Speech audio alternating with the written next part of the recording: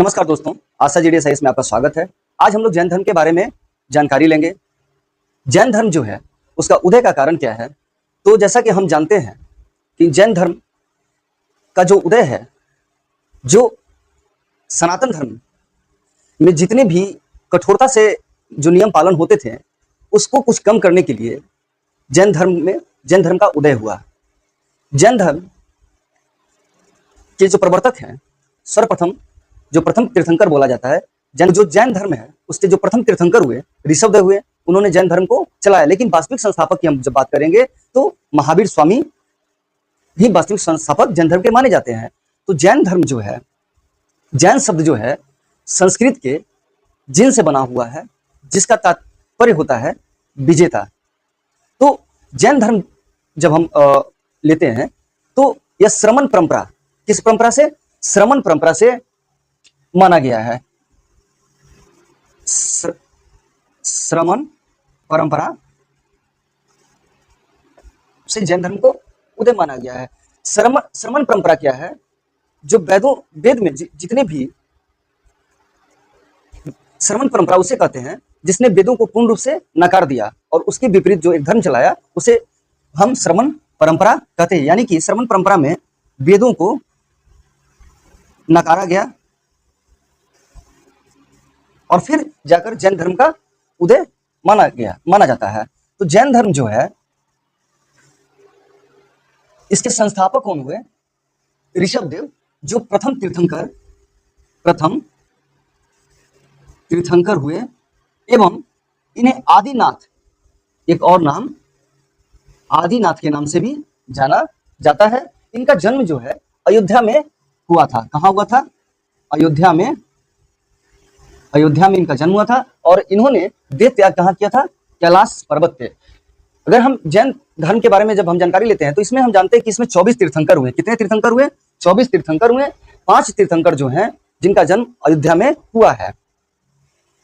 जैन शब्द जो है संस्कृत के जिन शब्द से बना है। किससे से बना है? तो संस्कृत के जिन शब्द से बना है, जिसका मतलब होता है विजेता, अर्थात जिसने अपनी कामनाओं पे विजय प्राप्त कर ली हो, जिसने अपनी इच्छाओं पे विजय प्राप्त कर ली हो, उसे हम विजेता कहते हैं। जैनियों को, जो जैन मुनि होते हैं, उन्हें निग्रंथ कहा जाता है। यानी कि निग्रंथ का मतलब होता है बंधनहीन, इन्हें निग्रंथ कहा जाता है।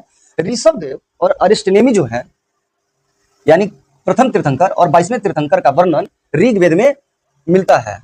और अरिष्टनेमी जो है जैन धर्म के 22वें तीर्थंकर, ये कृष्ण के समकालीन, ये कृष्ण के समकालीन है। अरिष्टनेमी कौन है? ये कृष्ण के समकालीन है और ऋग्वेद में ऋषभदेव और अरिष्टनेमी का वर्णन आता है।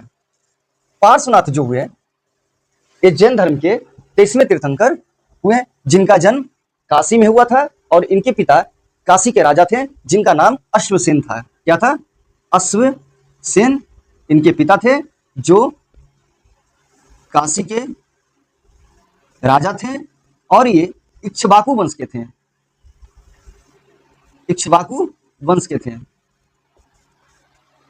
पार्श्वनाथ जो थे जैन धर्म के 23वें तीर्थंकर जो हुए, इन्होंने चतुर्याम या 4 आचरण को पालन करने के लिए कहा। मतलब चतुर्याम शिक्षा जैन धर्म में जो दिया गया है वो पार्श्वनाथ के द्वारा दिया गया है। वो क्या है? सत्य, अहिंसा, अपरिग्रह और अस्तेय। सत्य, अहिंसा, अस्तेय और अपरिग्रह। अस्तेय मीन्स होता है चोरी नहीं करना और अपरिग्रह मीन्स होता है धन इकट्ठा नहीं करना। पार्श्वनाथ जो है, इन्होंने अपने शरीर का त्याग संवेद शिखर पर किया। संवेद शिखर ये झारखंड के गिरिडीह जिला में है। इन्होंने अपना शरीर का त्याग कहाँ किया? संवेद शिखर पे किया। जैन धर्म में शरीर त्यागने को निर्वाण कहा जाता है। क्या कहा जाता है? शरीर त्यागने को निर्वाण कहा जाता है, जबकि अगर बौद्ध धर्म में हम देखेंगे तो शरीर त्यागने को महापरिनिर्वाण कहा जाता है, और उसमें निर्माण होता है मोक्ष की प्राप्ति। क्या है? जैन धर्म में मोक्ष की प्राप्ति अर्थात जीवन समाप्ति को निर्माण कहा जाता है, और बौद्ध धर्म में महापरिनिर्वाण कहा जाता है। 22वें तीर्थंकर अरिष्टनेमी जो थे, मैंने पहले बताया, ये कृष्ण के समकालीन थे। किसके समकालीन थे? तो कृष्ण के समकालीन थे। जैन धर्म में तीर्थंकरों को निम्नलिखित प्रकार से जाना जाता है। तो क्या जाना जाता है इन्हें? अरिहंत यानी आंतरिक शत्रुओं का दमन करने वाला, जिन आंतरिक शत्रुओं पर विजय प्राप्त करने वाला, केवलस्य सभी का ज्ञान प्राप्त करने वाला, वितरागी किसी के प्रति कोई लगाव नहीं। अर्थात जैन तीर्थंकर को अरिहंत, जिन, केवलस्य और वितरागी प्रकार से जाना जाता है। जैन धर्म में पूर्ण ज्ञान जो होता है, पूर्ण ज्ञान को क्या कहा जाता है? केवल्य शब्द का प्रयोग हुआ है। जैन धर्म में पूर्ण ज्ञान को केवल्य शब्द का प्रयोग हुआ है। वहीं पे अगर हम बौद्ध धर्म देखते हैं तो बोधित्व, पूर्ण ज्ञान प्राप्ति को क्या कहते हैं? बोधित्व कहते हैं, और जैन धर्म में क्या कहते हैं? केवल्य कहते हैं। जो जैन धर्म है उसने जाति प्रथा की आलोचना के बावजूद इसे स्वीकार किया है। अपने धर्म में इसने जाति प्रथा के बावजूद भी स्वीकारा है। जैन धर्म के त्रिरत्न जो है क्या है? तो सम्यक दर्शन, सम्यक ज्ञान और सम्यक चरित्र है। क्या है? सम्यक दर्शन, सम्यक ज्ञान और सम्यक चरित्र है। हम महावीर स्वामी के बारे में जानकारी लेंगे। तो जैसा कि हम जानते हैं कि जैन धर्म में 24 तीर्थंकर हुए, प्रथम ऋषभदेव हुए, लेकिन जो वास्तविक संस्थापक जैन धर्म का माना जाता है वो महावीर स्वामी को माना जाता है। महावीर स्वामी के जो जन्म के बारे में विद्वानों में थोड़ा सा मतभेद है। अगर एनसीईआरटी को हम देखते हैं तो एनसीईआरटी के अनुसार इनका जन्म 540 ईसा पूर्व में हुआ था और मृत्यु 468 ईसा पूर्व में हुआ था। महावीर स्वामी जो है इनका जन्म कब हुआ था? तो 540 ईसा पूर्व में और मृत्यु 468 ईसा पूर्व में, यानी कि 72 वर्ष की अवधि में इनकी मृत्यु हुई थी। मृत्यु कब हुआ था? तो 468 ईसा पूर्व में। और कहीं कहीं पे इनका जो जन्म होता है वो 599 ईसा पूर्व, और इनकी मृत्यु जो होती है वो 527 ईसा पूर्व में देता है। तो हम लोग एनसीईआरटी को मानेंगे कि इनका जो जन्म है कब है? 540 ईसा पूर्व में। कहाँ पे? तो वैशाली के कुंड ग्राम में इनका जन्म हुआ था, और मृत्यु जो हुआ था इनका पावापुरी में इनका मृत्यु हुआ था। उस दिन दीपावली का उत्सव था। जिस दिन इनकी मृत्यु हुई पावापुरी नालंदा में, उस दिन दीपावली का उत्सव था। तो महावीर स्वामी के जो पिता है उनका नाम सिद्धार्थ था। महावीर के बचपन का नाम वर्धमान, इनके बचपन का नाम वर्धमान था। इनके बचपन का नाम वर्धमान था। इनके पिता का नाम सिद्धार्थ था, जो गात्रिक कुल के गणराज राजा थे। तो ये जो राज्य था वो बज्जी संघ में किसमें पड़ता था? तो बज्जी संघ में इनका राज्य आता था। इनकी माता जो थी त्रिशला थी, जो लिच्छवी के चेटक गणराज के बहन थी, यानी कि चेटक की बहन थी। अगर हम देखते हैं तो जो बिंबिसार और अजातशत्रु हुए मातृपक्ष से इनके संबंधी थे। इनका विवाह जो हुआ यशोदा के साथ हुआ। किसके साथ हुआ? तो यशोदा के साथ हुआ। यशोदा जो थी वो कुंडलिन गोत्र की थी। इनके पिता जो थे राजा समरवती थे, अर्थात जो यशोदा थी वो राजा समरवती की पुत्री थी। और जब हम बौद्ध धर्म में आएंगे तो उसमें भी देखेंगे कि बौद्ध की पत्नी का नाम यशोधरा था। क्या था? यशोधरा था। और इनकी पत्नी का नाम यशोदा था। इनसे एक पुत्री हुई यशोदा, और महावीर से एक पुत्री हुई जिसका नाम अनुजा या प्रियदर्शना था। इनका विवाह किससे हुआ? जमाली से हुआ। जमाली जो थे बुद्ध के प्रथम शिष्य थे एवं प्रथम मतभेदक भी थे, यानी कि शिष्य भी थे, और इनका महावीर स्वामी से मतभेद भी हुआ। 30 वर्ष की अवस्था में इन्होंने गृह त्याग किया।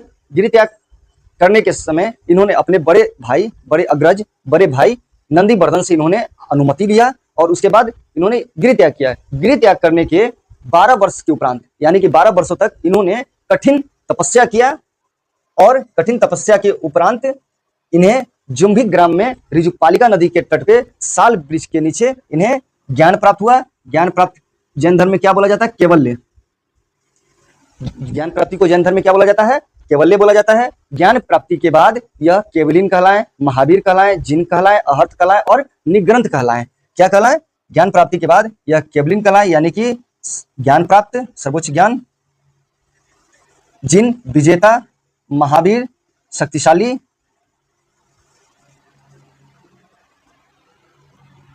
अहर्त पूज्य, निग्रंथ बंधन हीन।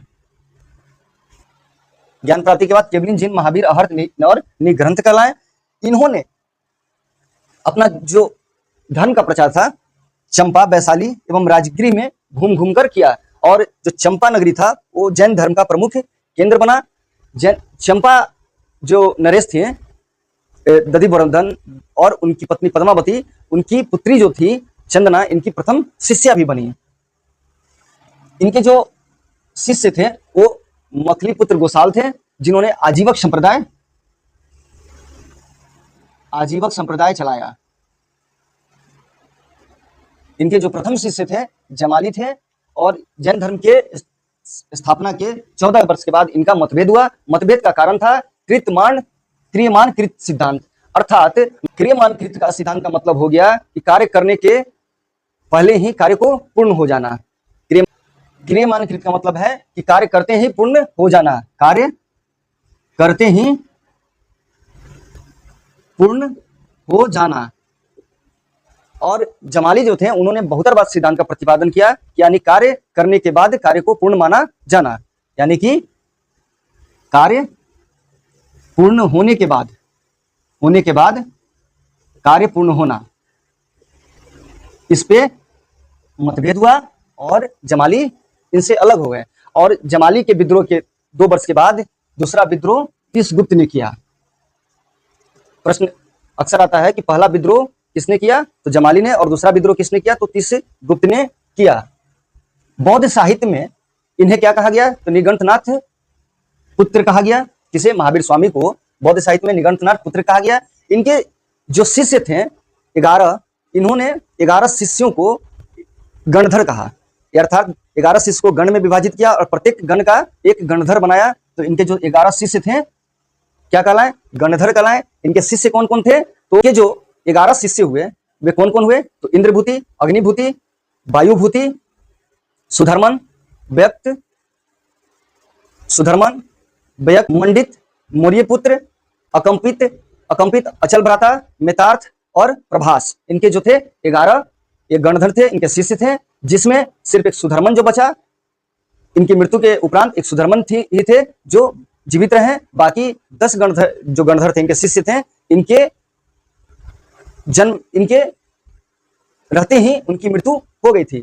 तो जो सुधर्मन बचे उनकी मृत्यु के बाद भी जीवित रहे और यही आगे चलकर इस संघ के अध्यक्ष बने। कौन बने? सुधर्मन। महावीर की मृत्यु के बाद संघ के अध्यक्ष बने। जैन धर्म में जिन को सबसे बड़ा देवता माना जाता है। किसे बड़ा देवता माना जाता है? तो जिन को देवता माना जाता है। और जैसा कि हम जानते हैं कि महावीर की मृत्यु के बाद सुधर्मन जैन धर्म के अध्यक्ष बने। इनकी मृत्यु के बाद जो पुब्बो थे उन्होंने 44 वर्षों तक इस संघ का अध्यक्ष रहा। पुब्बो 44 वर्षों तक संघ का अध्यक्ष रहा। इनके बाद नंद वंश के जो अंतिम शासक थे उनके समय दो एक संभूति विजय और भद्रबाहु दोनों संघ के अध्यक्ष थे। अंतिम नंद शासक के समय संभूति विजय और भद्रबाहु संघ के अध्यक्ष थे। महावीर स्वामी जो थे उन्होंने अपना पहला उपदेश कहाँ पे दिया? तो राजगिरी के वितुलांचल पर्वत पे पहला उपदेश इन्होंने राजगीर के वितुलांचल पर्वत पे मेघ कुमार को दिया था। महावीर स्वामी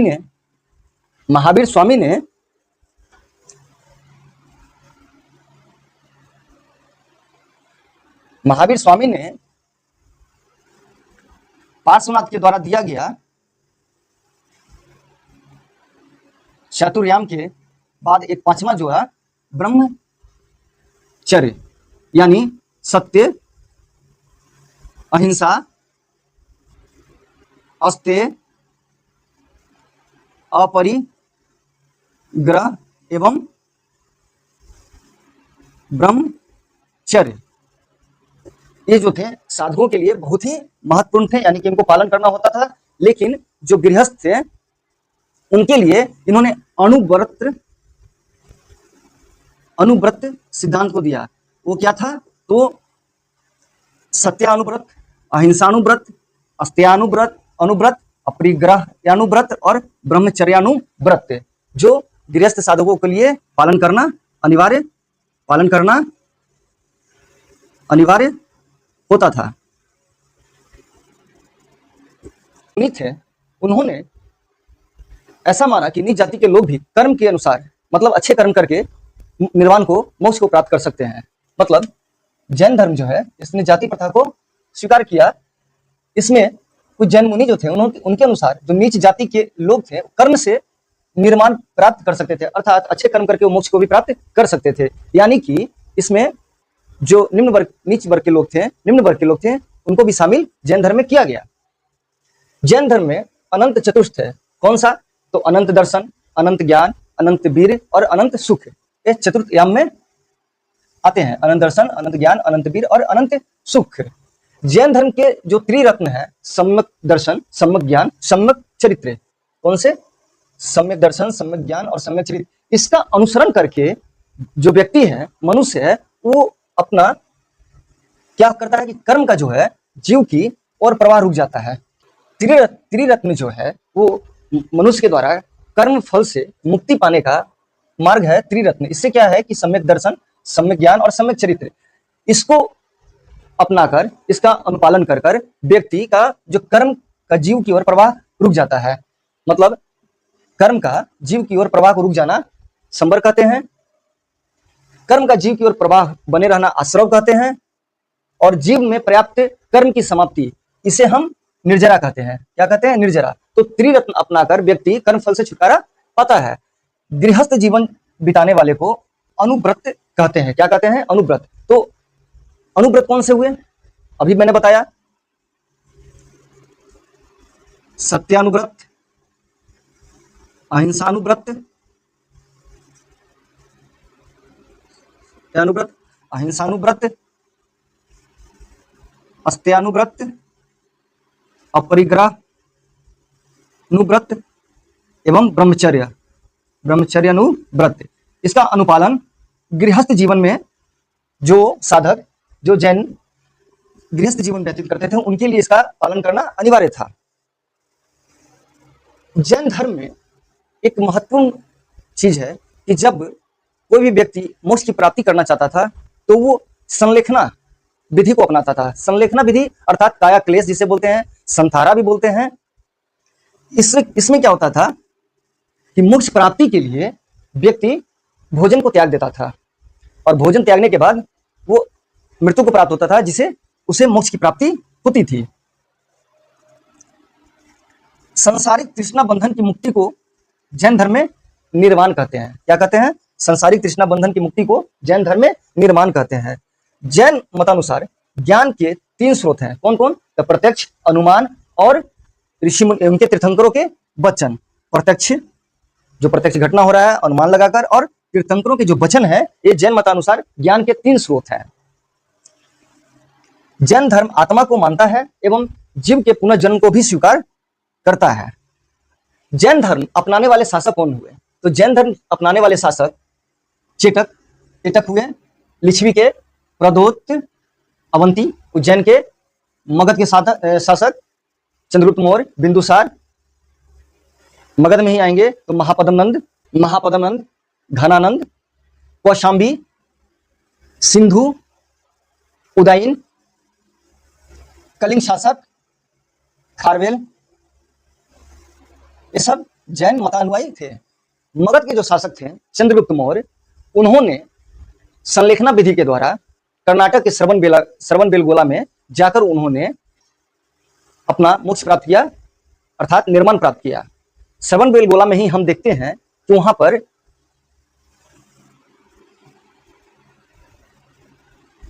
श्रवणबेलगोला में जहां चंद्रगुप्त मौर्य ने अपना निर्वाण प्राप्त किया, वहीं पे गंग वंश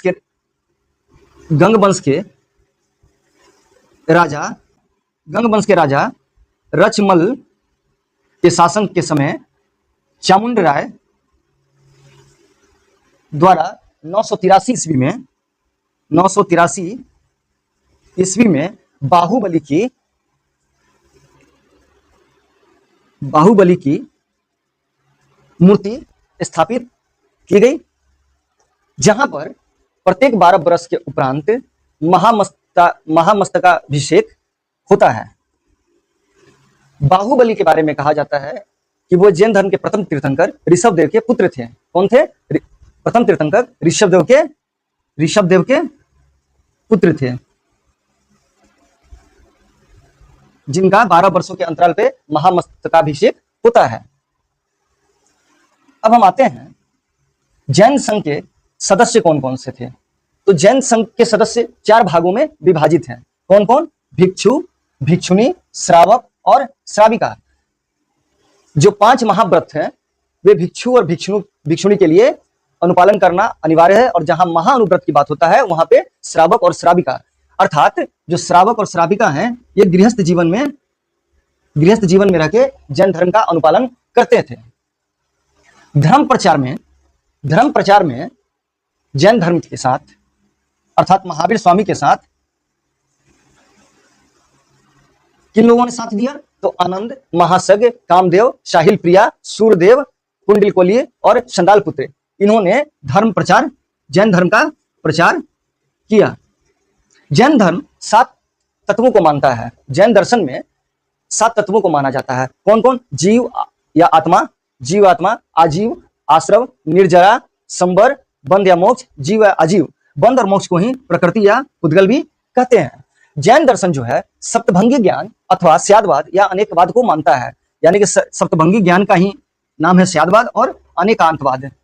अर्थात इसमें जो जैन महावीर स्वामी थे, आत्मवादियों और नास्तिकों के एक बीच का मध्यम मार्ग निकाला। क्या क्या? आत्मवादियों और नास्तिकों के मध्य एक बीच का मार्ग निकाला, जिसमें उन्होंने सप्तभंगी ज्ञान, स्यादवाद या अनेकवाद को कहा। सप्तभंगी ज्ञान जो है वो क्या है, हम लोग देखते हैं।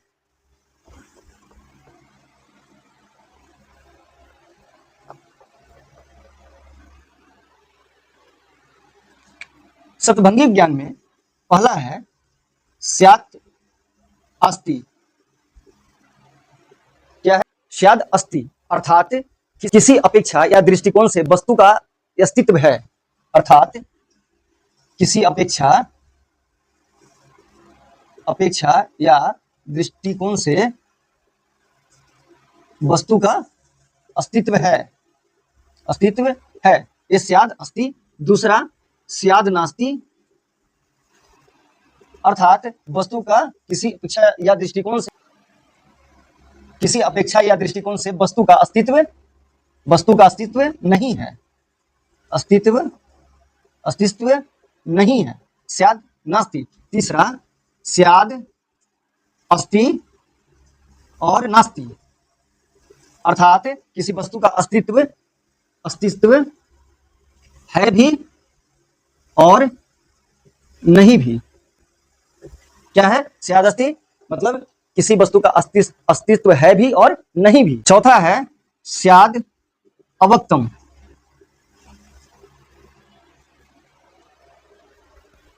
अर्थात किसी अपेक्षा या दृष्टि से वस्तु को व्यक्त नहीं किया जा सकता। किसी वस्तु को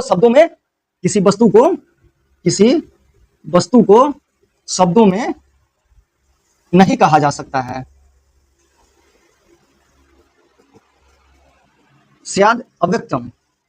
अब स्यात् अस्ति अव्यक्तम, अर्थात जो किसी वस्तु का अस्तित्व है लेकिन शब्दों में नहीं कहा जा सकता। किसी वस्तु का अस्तित्व है लेकिन शब्दों में, किसी वस्तु का अस्तित्व है लेकिन शब्दों में नहीं कहा जा सकता। तो क्या हुआ? स्याद् अस्ति अव्यक्तम। स्याद् अस्ति अव्यक्तम। अब आते हैं स्याद् नास्ति अव्यक्तम, अर्थात किसी वस्तु का अस्तित्व नहीं है और शब्दों में नहीं कहा जा सकता। अस्तित्व नहीं है और शब्दों में नहीं कहा जा सकता।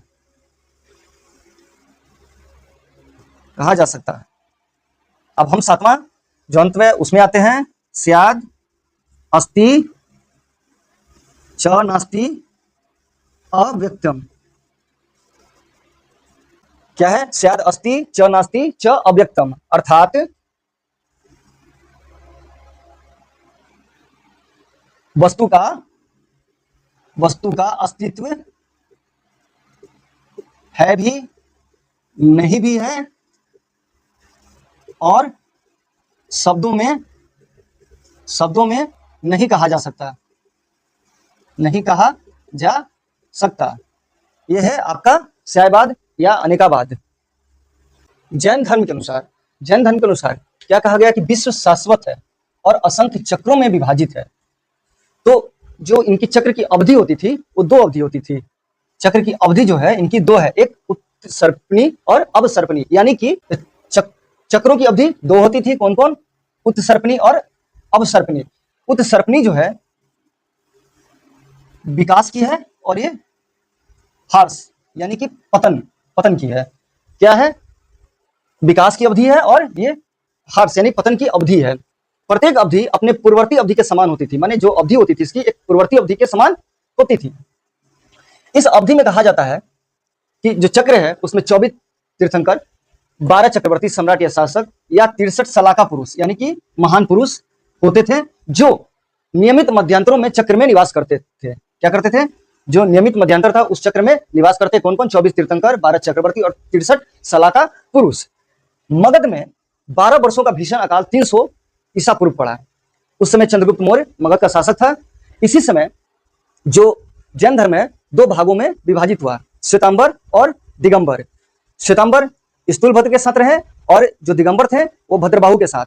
भद्रबाहु अपने शिष्य को लेकर मगध से दक्षिण की ओर चले गए, अर्थात कर्नाटक में चले गए, और वहां पे उन्होंने नग्न रहना शुरू किया। और जो श्वेतांबर थे यानी स्थूलभद्र के अनुयायी थे वे सफेद वस्त्र धारण करने लगे।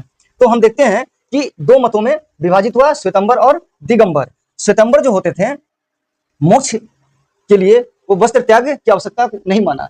उन्होंने मोक्ष प्राप्ति के लिए वस्त्र को त्यागना आवश्यक नहीं माना, इसलिए इन्होंने श्वेत वस्त्र धारण किया। श्वेत वस्त्र धारण किया। और जो दिगंबर थे उन्होंने मोक्ष प्राप्ति के लिए वस्त्र को त्यागना आवश्यक समझा। श्वेतांबर में जो स्थूलभद्र के साथ थे और दिगंबर में भद्रबाहु के साथ थे, तो स्थूलभद्र के अनुयायी जो थे उन्होंने स्त्रियां को निर्माण प्राप्ति कर सकती है, यानी कि जैन धर्म में श्वेतांबर जो परंपरा हुआ, श्वेतांबर लोग हुए, उनमें स्त्रियां निर्माण प्राप्त कर सकती थी, लेकिन दिगंबर में स्त्रियों को निर्माण प्राप्त करने की आवश्यकता नहीं है। श्वेतांबर में केवल प्राप्ति के उपरांत ही भोजन किया जा सकता है, लेकिन दिगंबर में ऐसा नहीं है। इन्हें फिर हम आते हैं श्वेतांबर में जो 19वें तीर्थंकर हुए मल्लीनाथ, वे स्त्री थे। इनके अनुसार, श्वेतांबर के अनुसार जो मल्लीनाथ थे वे कौन से थे? स्त्री थे। आगे हम देखेंगे मल्लीनाथ का जो चिन्ह था कलश था। लेकिन जो दिगंबर थे उनके अनुसार मल्लीनाथ जो थे पुरुष थे। श्वेतांबर में जो महावीर स्वामी हुए वे विवाहित थे, लेकिन दिगंबर में इन्हें अविवाहित माना गया। श्वेतांबर में जो जैन धर्म का ग्रंथ है आगम, उसको स्वीकार किया गया, लेकिन दिगंबर में नकारा गया। अब हम देखते हैं कि जैन धर्म में दो जैन संगतियां हुई, पहला और दूसरा। पहला जैन संगति कहां हुई? तो मगध में। दूसरा कहां हुआ? बल्लभी गुजरात में।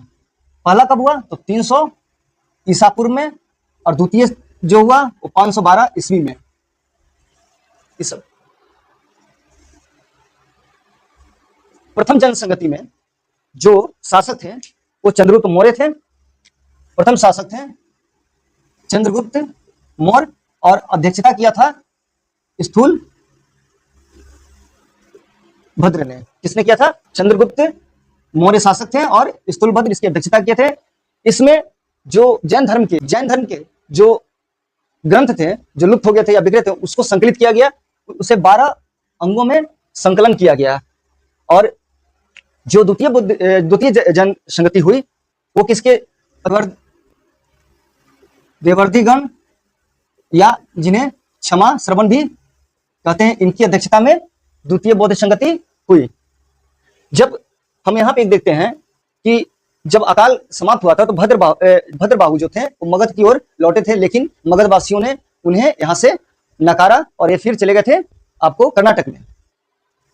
एक पॉइंट यहाँ आता है, प्रश्न पूछा जाता है कि क्या मगध के लोगों ने भद्रबाहु को स्वीकार किया था, तो इसका जवाब है कि नहीं, मगध के लोगों ने उन्हें नकार दिया था।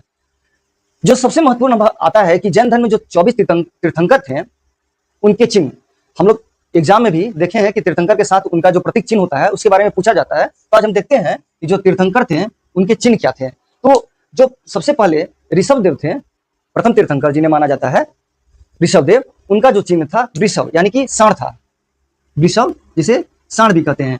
अजितनाथ जो हुए उनका हाथी हुआ, संभवनाथ का घोड़ा हुआ, अभिनंदन का हुआ बंदर, बंदर को कहीं कहीं आपको कपि भी मिलेगा, और हाथी का गज, सॉरी घोड़ा कहीं कहीं अश्व भी इसका आएगा, आपको तो घोड़ा ही करना है। बंदर का कपि आएगा, अभिनंदन नाथ का तो बंदर करना है, सुमतिनाथ का सारस करना है, पद्म प्रभु का कमल, या इसे पद्म भी कहते हैं, कमल को पद्म भी कहते हैं। सुपार्श्वनाथ का शास्त्रिक आता है, चंद्र प्रभु का चंद्रमा आएगा, सुविधिनाथ का मगर आएगा, शीतलनाथ का कल्प वृक्ष आता है, आपको श्रेयांशनाथ का गेंडा आएगा, और बसु पूजी का भैंसा आता है। विमलनाथ जो थे उनका बराह आता है, बराह का कहीं कहीं आपको सुअर भी मिलेगा। अनंतनाथ का बाज आता है, धर्मनाथ का आपको दंड ब्रज दंड आता है, शांतिनाथ का मृग आता है, कुंथुनाथ का बकरा, या बकरा को कहीं कहीं अजबी कहा जाता है, कुंथुनाथ का बकरा आता है, अरनाथ का मीन यानी कि मछली आता है, मल्लीनाथ का कलश आएगा, जो चिन्ह है इसका प्रतीक चिन्ह की हम बात कर रहे हैं, मल्लीनाथ का कलश आता है। मुनि सुब्रतनाथ का कुर्म यानी कि कहीं कहीं कुर्म तो कछुआ इसका देगा, तो कछुआ भी कीजिएगा। नेमिनाथ का नीलकमल आता है, अरिष्ट नेमी का शंख आता है, पार्श्वनाथ का सांप आता है, और महावीर स्वामी का सिंह आता है। तो ये जो हमारे जैन धर्म में 24 तीर्थंकर हुए उनका चिन्ह था। आज का जो क्लास है थोड़ा लंबा होगा कि जैन धर्म है उसको मैंने विस्तृत रूप से आप लोगों को समझाया है, और जैन धर्म से प्रश्न अक्सर ऐसा पूछा जाता है जो मैंने बताया। आप लोग को कोई भी ऐसा प्रश्न ना होगा कि छूटेगा, सिर्फ आप लोग ध्यान से हमारे इस वीडियो को देखिएगा और पढ़िएगा, और उम्मीद करता हूं कि आप मेरे जो जैन धर्म के बारे में बताया गया है वो आप लोग को पसंद आए, और मैंने बहुत ही सरल भाषा में इसे समझाने का प्रयास किया है, आप लोगों के सामने रखने का प्रयास किया है। और बस मैं और कुछ नहीं चाहता, आप लोगों का प्यार चाहता हूं, आप लोग मुझे प्यार करें, सपोर्ट करें, और जो अगला क्लास होगा बहुत जल्दी मैं बौद्ध धर्म पे लाऊंगा, उस पर भी विस्तृत चर्चा होगी। धन्यवाद।